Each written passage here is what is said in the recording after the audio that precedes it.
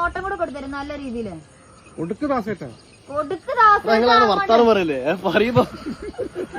എല്ലാ സുബിച്ചേട്ടന് വേണ്ടിയാണെന്ന്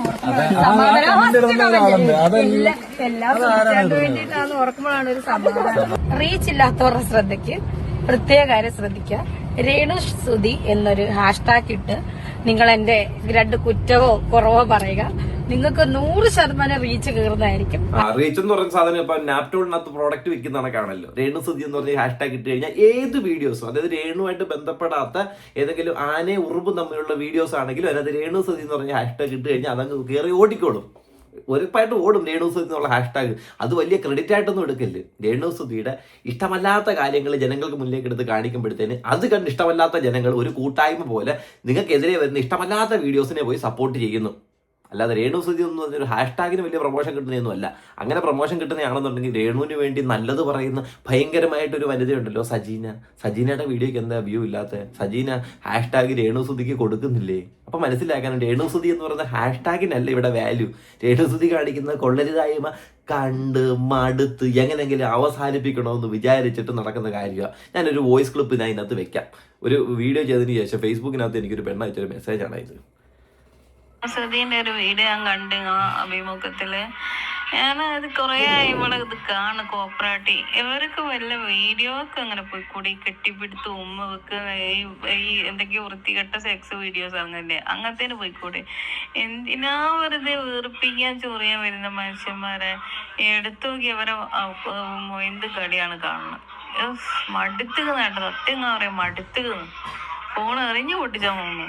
ഇതാണ് രേണു സുധി നിന്റെ ഇപ്പോഴത്തെ അവസ്ഥ. ഇതാണ് ജനങ്ങൾക്ക് കൃത്യമായിട്ട് ഫീൽ ആയിക്കൊണ്ടിരിക്കുന്നത്. അതുകൊണ്ട് ജനങ്ങൾ കൈയടിക്കുന്നതിന്റെ ഇടയിലോട്ടൊന്നും ചെന്ന് കയറില്ല. കൈയടി ചിലപ്പോൾ മുഖത്തിനിടയിൽ പെട്ടുപോയിട്ട് വലിയ ഒരു മാനസിക ബുദ്ധിമുട്ട് തന്നെ ഉണ്ടാക്കിയേക്കും. ഇപ്പൊ പോകുന്ന ഒരു ഫ്ലോ ഉണ്ടല്ലോ, നെഗറ്റിവിറ്റികൾ മാത്രം പിടിച്ചുകൊണ്ടും സുധിയുടെ പേരെടുത്ത് വലിച്ചഴിച്ചുകൊണ്ടും മക്കളുടെ കാര്യങ്ങൾ പറഞ്ഞുകൊണ്ടും അല്ലറ ചില്ലറ കുൽസിതങ്ങൾ കാണിച്ചുകൊണ്ടുള്ള പരിപാടി, ആ ഒരു ട്രാക്കിൽ അതേ കണക്കങ്ങ് പോകുക. അല്ലാതെ ഹാഷ്ടാഗിന് വലിയ പ്രാധാന്യം ഒന്നും കൊടുത്തിട്ടല്ല നിങ്ങൾ മുന്നോട്ട് പോകുന്നതെന്ന് എല്ലാവർക്കും അറിയാവുന്ന ഒരു കാര്യമാണ്. ഇനി അതിങ്ങനെ എടുത്തങ്ങ് വെളുപ്പിക്കേണ്ട ആവശ്യമൊന്നുമില്ല. എന്തായാലും നമുക്ക് രേണു സുധിയുടെ പുതിയ കുറച്ച് അപരാധങ്ങൾ വന്നിട്ടുണ്ട്, അതെല്ലാം നമുക്കൊന്ന് കണ്ടുവരാം. റീച്ച് ഇല്ലാത്തവരുടെ ശ്രദ്ധയ്ക്ക് ഹലോ ഗൈസ്, റീച്ച് ഇല്ലാത്തവരുടെ ശ്രദ്ധയ്ക്ക് പ്രത്യേക കാര്യം ശ്രദ്ധിക്കുക. രേണു സുധി എന്നൊരു ഹാഷ്ടാഗ് ഇട്ട് നിങ്ങൾ എന്റെ രണ്ട് കുറ്റവോ കുറവോ പറയുക. നിങ്ങൾക്ക് 100% റീച്ച് കയറുന്നതായിരിക്കും. അടിപൊളിയായിട്ട് നിങ്ങൾക്ക് മാസം എനിക്ക് വന്ന വരുമാനം ലഭിക്കും. റീച്ച് ഇല്ലാത്തവർ രേണു സുധി ഒരു പേരിട്ടാ മതി. ചുമ്മാ കിടന്ന് വായത്തോന്നൊക്കെ പറഞ്ഞാൽ മതി. നല്ല റീച്ചാണ്. ഇത്രയും നാളും അതാണ് കണ്ടോണ്ടിരിക്കുന്നത് കേട്ടോ. ആ രേണു സുധി എങ്ങനെ ഇതിപ്പോ 1 വീതം 3 നേരം ഇടണോ അതോ 2 എണ്ണം 1 നേരം വെച്ചിട്ടാ മതി? എങ്ങനെ ഇട്ടാലായിരിക്കും വ്യക്തമായിട്ട് നമുക്ക് റീച്ചിലേക്ക് എത്താനായിട്ട് സാധിക്കുന്നത്? രേണു സുധിയെ സംബന്ധിച്ച വീഡിയോസ് ഒന്നും രേണു കാണുന്നില്ല എന്ന് പറയുന്നുണ്ട്, ഇതൊന്നും ഞാൻ കേൾക്കുന്നില്ല എന്ന് പറയുന്നുണ്ട്. ഞാൻ കാറിൽ കയറി കഴിഞ്ഞാൽ ഹെഡ്ഫോണും കുത്തിയിട്ട് ഞാൻ എന്റേതായ വഴിയിലൂടെ പാട്ടുകൾ കേട്ടാണ് പോയിക്കൊണ്ടിരിക്കുന്നത് എന്നൊക്കെ പറയുന്ന രേണു സുധിക്ക് ഇതെല്ലാം അറിയാനും കേൾക്കാനും ഹാഷ്ടാഗ് ഇടുന്ന വീഡിയോസ് ശ്രദ്ധിക്കാനും ഓരോ സമയങ്ങളുണ്ടല്ലോ. ഇവിടെ പോയി ഉണ്ടല്ലോ. അപ്പൊ അതൊന്നും അല്ല സംഭവമില്ലേ. കൂട്ടുകാരികൾ പറഞ്ഞു തരുന്നതായിരിക്കില്ലേ. ഞാനിങ്ങനെ വണ്ടിയിൽ പോകുമ്പോൾ എൻ്റെ ഫ്രണ്ട്സ് എനിക്ക് പറഞ്ഞു തരും, ദേ നോക്കൂ നിന്റെ വീഡിയോസിൽ അങ്ങനെ ഒരു ഹാഷ്ടാഗ് കിടക്കുന്നു, എന്തിനാണ് ഇങ്ങനെ? അങ്ങനെ ആയിരിക്കില്ല, അല്ലാതെ സ്വന്തമായിട്ടിരുന്ന് കാണുന്ന ആയിരിക്കത്തില്ലല്ലേ. അപ്പൊ വീഡിയോ ഇഷ്ടപ്പെടുകയെന്നുണ്ടെങ്കിൽ ലൈക്ക് ചെയ്യുക, സബ്സ്ക്രൈബ് ചെയ്യുക. വീഡിയോ മുഴുവനായിട്ട് കണ്ടതിന് ശേഷം മാത്രമേ മുഴുവനായിട്ട് കണ്ടതിന് ശേഷം മാത്രം നിങ്ങളുടെ കമന്റ് വ്യക്തമായിട്ട് രേഖപ്പെടുത്തുക. പിന്നെ ഹൈപ്പ് കൊടുക്കാനുള്ളവർ വ്യക്തമായിട്ട് എൻ്റെ വീഡിയോയുടെ താഴെ ഹൈപ്പും കൊടുത്തിട്ട് വേണം വീഡിയോ കാണാനായിട്ട്. ഓക്കെ, നമുക്കിനി രേണു സുധിയുടെ തന്നെ അടുത്ത പരിപാടിയിലേക്ക് കിടക്കാം. എല്ലാ സുബിച്ചേട്ടന് വേണ്ടിയാണെന്ന് ഓർക്കുമ്പോഴാണ് ഒരു സമാധാനം. എന്ത് നല്ല സമാധാനമല്ലേ. ഈ ഒരു പേരെടുത്ത് വീണ്ടും വലിച്ചഴച്ച് ഇതൊരു ടോപ്പിക്കായിട്ട് സോഷ്യൽ മീഡിയയിലെ മുന്നിലേക്ക് വീണ്ടും ചർച്ചയായിട്ട് ഇട്ടു കൊടുക്കുന്നത്. രേണു സുധി കഴിഞ്ഞ ഒരു വീഡിയോയിൽ പറയുന്നായിരുന്നു, നമുക്ക് ഈ ദുരന്തങ്ങൾ ഉണ്ടായ സാഹചര്യങ്ങളും സമയങ്ങളും തീയതികളൊന്നും നമ്മളങ്ങനെ ഓർത്തിരിക്കരുതല്ലോ. അതുകൊണ്ടാണ് കൊല്ലം സുധി എന്ന് പറഞ്ഞ വ്യക്തി മരിച്ചുപോയ ദിവസം ഞാൻ അന്ന് ഓർത്തിരിക്കാഞ്ഞത്. ജൂൺ 5 അങ്ങ് തെള്ളി മറിച്ചായിരുന്നല്ലോ. അങ്ങനെയുള്ളൊരു വ്യക്തിയാണെങ്കിൽ ഇതുപോലുള്ള പേരും കാര്യങ്ങളും ഒരു ദുരന്തം നടന്നതിന്റെ ഭാഗമായിട്ട് വന്നൊരു പേരല്ലേ, അത് ഇതുപോലെ എടുത്തു വെച്ച് വലിച്ചിഴക്കി പോവും.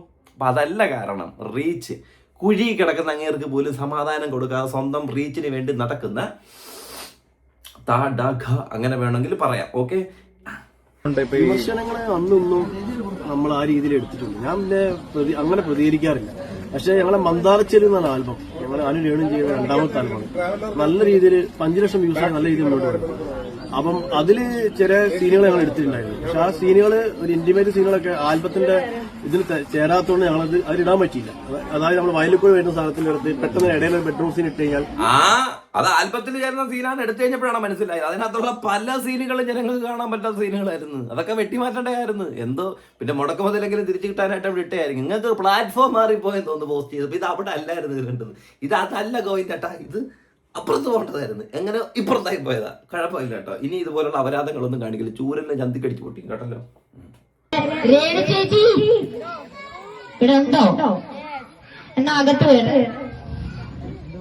ഏത് ചന്തമേരിയുടെ അവിടെ നിലവിളിച്ച മൈക്കൊക്കെ എടുത്ത് വെച്ചിട്ട് ഉറക്കെ വിളിച്ചു പറയാൻ പറ്റുന്നില്ല. ഞങ്ങളുടെ അച്ഛൻ വന്ന് തലക്കടിക്കും. കാരണം അതുപോലെ രേണുസുധിയുടെ പേര് കേൾക്കുന്നത് നാശം.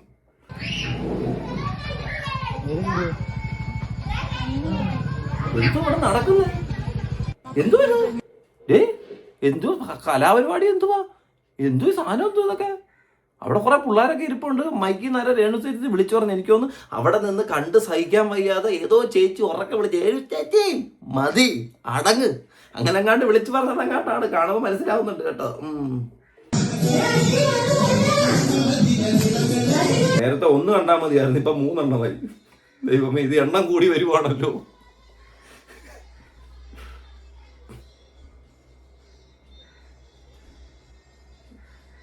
എന്തായാലും കൊള്ളാം. എല്ലാം ഈ കാര്യങ്ങളെല്ലാം സുധിച്ചേട്ടന് വേണ്ടിയാണല്ലോ എന്ന് അറിയുമ്പോഴും നമുക്ക് കിട്ടുന്നൊരു സന്തോഷം ഉണ്ടല്ലോ. അതാണ് ഇതിന്റെ മെയിൻ ഹൈലൈറ്റ്. ഇതും സുധിച്ചേട്ടന് വേണ്ടിയാ. ഒത്തിരി ഒരു നോട്ടം കൂടെ കൊടുത്തരും നല്ല രീതിയില്. വർത്താനം പറയല്ലേ പറയുമ്പോ പുള്ളി അങ്ങനെ വർത്താനം അത് പറയില്ലേ. പുള്ളി ഇങ്ങനെ ക്രൗഡിൽ ഇത് ചെയ്യുന്ന ഒരാളല്ല. ഇച്ചിരി ഒളിയും മറയിലൊക്കെ ഇത് ചെയ്യുന്നത്. പെട്ടെന്ന് ക്രൗഡിൽ വന്ന് ഇങ്ങനെയൊക്കെ പറയുമ്പോഴത്തേന് ബുദ്ധിമുട്ട് കാണും. അതൊന്ന് സഹിക്കാൻ കുഴപ്പമില്ല. ഇങ്ങനെയൊക്കെയല്ലേ ശീലമാകുന്നത്. മുമ്പ് ഇരട്ടത്ത് ചെയ്തോണ്ടിരുന്ന എനിക്കിപ്പോ വെളിച്ചത്ത് വന്നുകൊണ്ടുള്ള ചെറിയൊരു ബുദ്ധിമുട്ട്. അത് ആ സെട്ടാ കുഴപ്പമില്ല, നമുക്ക് റെഡിയാക്കി എടുക്കല്ലോ. അതാ പിന്നെയും വരുന്നു. കള്ളും കപ്പ ബിയർ ഇതൊക്കെ മാത്രമേ ഉള്ളല്ലോ രേണു. എന്നിട്ട് പറയും രേണുസുധിയുടെ #. എന്റെ ദൈവമേ,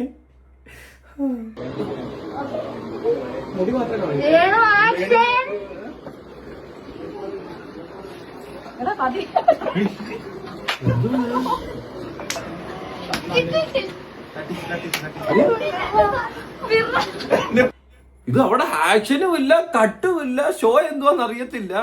ആ സീനൊക്കെ ഡയറക്റ്റ് ചെയ്തോണ്ടിരുന്ന പെണ്ണ തൊട്ടപ്പുറത്തെ കട്ടിലിരുന്നത്. ആ പെണ്ണെ പിടിച്ച് അങ്ങോട്ട് മാറ്റുന്നു. രേണുസുധി വരുന്നു, രേണുസുധിയെ മതിരി കൊണ്ട് ചേർക്കുന്നു, പുറത്തു നിന്ന് ഇടിക്കുന്നു തോന്നുന്നു. പക്ഷെ ഇടിയാണോ നമുക്ക് അറിയത്തില്ല.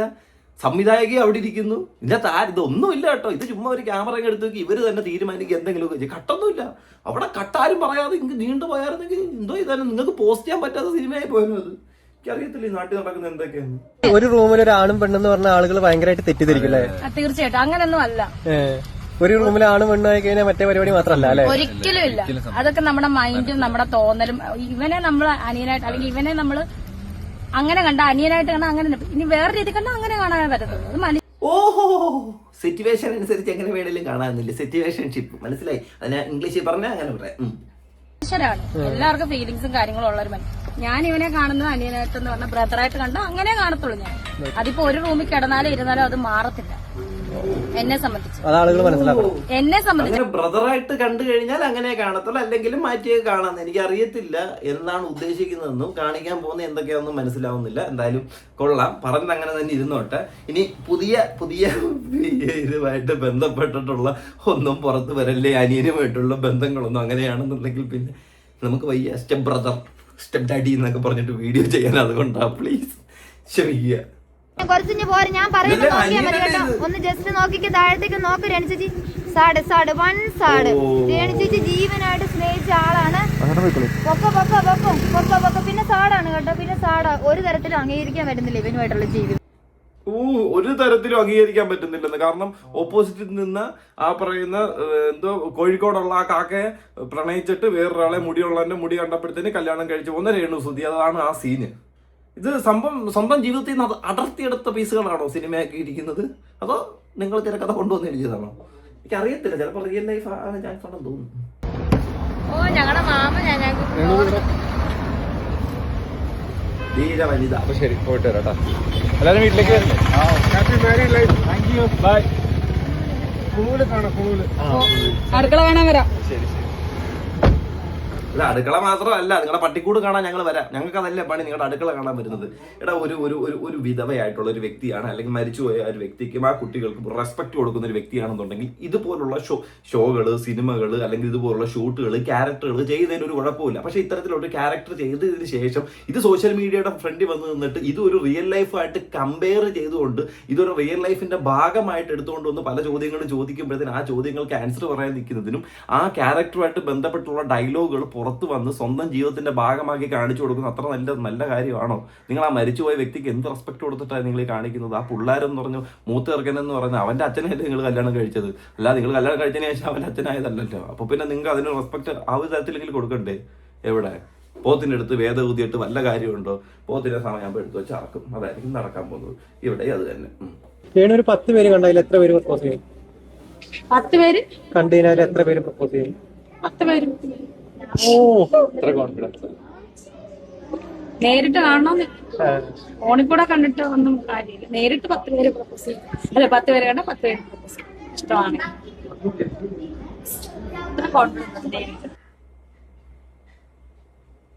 നേരിട്ട് 10 പേര് കണ്ട 10 പേരും പ്രപ്പോസ് ചെയ്യുന്നു.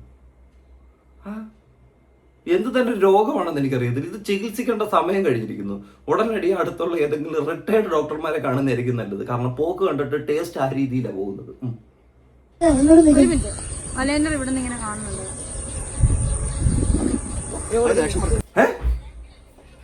ആഴ്ച പറയുന്നതിന് മുമ്പേ ഞാൻ ആദ്യം കൊടുത്തേക്കാം, നിങ്ങൾ പിന്നെ എടുത്താൽ മതി. 2 കൊടുക്കാമല്ലോ. കള്ളി അല്ല, ഞാൻ ഇങ്ങനല്ലേ ഇവിടെ കൊടുത്താൽ നെറ്റി കൊടുക്കണോ? വേണ്ട, നീ വരുമ്പോ ഞാൻ ഇങ്ങനെ തിരിയുമ്പോ ഇവിടെ തുപ്പിയാ മതി. ആ, നെറ്റ് മതി ദാസ. അവള് കാരണം 4 കാരണം അവളെ കൊടുക്കാം.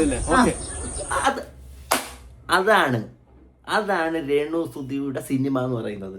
ഞാൻ പറയും എവിടെ കൊടുക്കണമെന്ന്, ഞാൻ പറയും എങ്ങനെ ചെയ്യണമെന്ന്. എനിക്കിപ്പോൾ നെറ്റി കൊടുക്കണമെന്ന് ആഗ്രഹമാണെങ്കിൽ നെറ്റിയിലോട്ടാക്കി ഞാൻ. എനിക്കിപ്പോൾ കവിളിലാണെങ്കിൽ കവിളി കൊടുക്കും. എനിക്കിപ്പോൾ കൊടുക്കാം മൂക്കിലാണെങ്കിൽ ഞാൻ മൂക്കി കൊടുക്കും. അത്രേ ഉള്ളൂ. ഞാനാണ് തീരുമാനിക്കുന്നത്. ഞാൻ ദാ ഉലകം, എന്നോട് പടം, എന്നോട് സിനിമ, എന്നോട് പോസ്റ്റർ, എൻ്റെ പേര്, എൻ്റെ കാല്, എൻ്റെ സിനിമ. തൊട്ട് ബാക്കിൽ സൂചിച്ചേട്ടനും പിള്ളേരൊക്കെ കാണും കേട്ടോ. ഈ കഥയുടെ റീച്ച് ഞങ്ങൾ അങ്ങനെ ആയിരിക്കുമല്ലോ കൊണ്ടുവന്ന്. എന്തായാലും സ്വന്തം ജീവിതത്തിൽ നിന്ന് അടർത്തിയെടുത്ത ഏതോ ഭാഗങ്ങളാണ് പുതിയ ഷോർട്ട് ഫിലിമായിട്ട് ജനങ്ങൾക്ക് മുന്നിലേക്ക് വരുന്നത്. മിസ് ചെയ്യരുത്, പോയി കാണണം, കണ്ട് ചിരിക്കണം. ആസ്വദിക്കാൻ പറ്റത്തില്ലായിരിക്കും, ചിരിക്കാൻ പറ്റുമായിരിക്കും. എന്തെങ്കിലുമൊക്കെ ഭാഗം അതിനകത്ത് കാണും. പിന്നെ ഈ പരിപാടികളൊക്കെ എന്തായാലും ഈ അരങ്ങേറാൻ പോകുന്ന ഇതിനകത്ത് കാണുമെന്നുള്ള കാര്യത്തിൽ യാതൊരു സംശയമില്ല, നമുക്ക് തീരുമാനിക്കാം. ഞാൻ ഇന്നലെ സത്യം പറഞ്ഞ നിക്കർ മേടിക്കാൻ ഇങ്ങനെ എല്ലാ ഷൂട്ടിനും നിക്കർ ഇടാൻ വേണ്ടി ഇരുന്ന കിട്ടിയില്ല. കൊല്ലത്ത് വാ, ഇവിടെ 69 രൂപ സ്റ്റാളുണ്ട്. നിക്കർ മേടിച്ചേരാ, എത്ര വേണേലും മേടിച്ചേരാ. നിക്കർ ഇട്ടോ, ഇവിടെ ഒരു നിക്കറിട്, ഇവിടുന്ന് ഒരു നിക്കറിട്, 2 നിക്കർ ഒരേ സമയത്ത് ഇട്ടോ. നമുക്കെന്തോ കുഴപ്പം? വാ, ഇവിടെ വന്ന് മേടിച്ചിട്ട്. അവിടെ നിന്ന് കിട്ടാത്തയായിരിക്കും നിക്കർ. ഞാലിയാൻകുഴി ചിലപ്പോൾ കിട്ടാത്തയായിരിക്കും. ഇന്നലെ ഞാൻ പുതുപ്പള്ളി വഴി ഞാലിയാൻകുഴി വഴി അങ്ങോട്ടൊന്ന് പോയായിരുന്നു കേട്ടോ. അപ്പോൾ ഞാൻ ഈ ബോർഡ് കണ്ടപ്പോൾ ഇങ്ങനെ ആലോചിച്ചു, ഇതെല്ലാം നമ്മുടെ ബിനു താമസത്തെ ഞാലിയാൻകുഴി എന്ന്. കാരണം ഞാലിയാൻകുഴി പേരും ബിനുവും നമ്മൾ പറയും വെൽഡർ ബിനുവോ പ്ലംബർ ബിനുവോ അതേതോ സിനിമയില്ല, അങ്ങനെ ഒരു ബിനുവിനെയൊക്കെ നമ്മൾ എടുത്തു വെച്ച് അലക്കിയിട്ടുണ്ടായിരുന്നു. അപ്പോൾ അതിൻ്റെ ഭാഗമായിട്ട് രേണുസിനെയും നമ്മൾ അതിനകത്തൂടെയൊക്കെ കണ്ടിട്ടുണ്ടായിരുന്നു. എന്തായാലും കൊള്ളാം. നിങ്ങൾ നിക്കർ മേടിക്കണം, നിങ്ങൾ നിക്കർ ഇടണം, ഇടാതെ ഇവിടെ പോകരുത്, ഇട്ടോണ്ട് തന്നെ പോകണം. കാരണം ഇതുപോലുള്ള ടോക്കുകൾ ജനങ്ങൾക്കിടയിൽ ക്രിയേറ്റ് ചെയ്യാൻ സ്വന്തമായിട്ട് ശ്രമിക്കരുത്. നിങ്ങൾ നിക്കർ ഇടണം, നല്ല രീതിയിൽ പൂക്കളുള്ള നിക്കർ ഇടണം. അത്രേ ഉള്ളൂ. ഓക്കെ, നിങ്ങൾ നിക്കർ ഇട്ടുകൊണ്ട് നടക്കൂ, പാൻ്റ് ഇട്ടുകൊണ്ട് നടക്കുമോ, എങ്ങനെ വേണമെങ്കിലും നടന്നു. എന്തായാലും ഇതൊരു ചർച്ചയാക്കി കൊണ്ടുവരുന്നുണ്ടല്ലോ, അത് തന്നെ വളരെ നല്ലൊരു കാര്യം. അപ്പം സോഷ്യൽ മീഡിയ ഭരിച്ചുകൊണ്ടിരിക്കുന്ന രേണു സുധിക്കും രേണു സുധിയുടെ ഹാഷ്ടാഗിലൂടെ വീഡിയോ റീച്ചിലേക്ക് എത്തിക്കുന്ന ജനങ്ങൾക്കും ഒരുപാട് നന്ദി. അപ്പോൾ signing off, this is Renu Sudhi tag. Bye bye.